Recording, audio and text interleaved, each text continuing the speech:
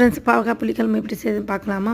பாவக்காய் பார்த்திங்கன்னா நைஸாக வெட்டி உள்ளே இருக்க ஒயிட் எடுத்துகிட்டு தண்ணியில் ஊற வச்சுக்கோங்க. 3 மீடியம் சைஸ் வெங்காயம், கொஞ்சம் ஜீரகம், வெந்தயம் வறுத்து 1 ஸ்பூன் போட்டு அரைச்சிக்கோங்க. அதுக்கப்புறம் பார்த்திங்கன்னா 3 to 4 தக்காளி, கொத்தமல்லி தழை கொஞ்சம், 1 பிடி அளவு பூண்டு போட்டு நல்லா மைய அரைச்சிக்கோங்க.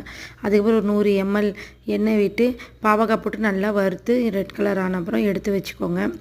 எண்ணெயில் கடுகு, உளுத்தம் பருப்பு, கருவேப்பிலை போட்டு வெங்காயம் அரைச்சி விழுதும் போட்டு அப்புறமா லைட்டாக வறுத்துட்டு தக்காளி விழுதும் போட்டு நல்லா எண்ணெய் பிரிஞ்சு வந்ததுக்கப்புறம் தனியாத்தூள், மல்லித்தூள், மிளகாத்தூள், தேவையான அளவு உப்பு போட்டு நல்லா பெரட்டிட்டு வறுத்து வச்ச பாவக்காவும் போட்டுட்டு நல்லா வறுத்துட்டு அதுக்கப்புறம் புளி தண்ணி நல்லா கரைச்சி புளி தண்ணி ஊற்றி தேவையான தண்ணி ஊற்றி நல்லா மூடி வச்சிட்டிங்கன்னா நல்லா வெந்து வந்துடும்.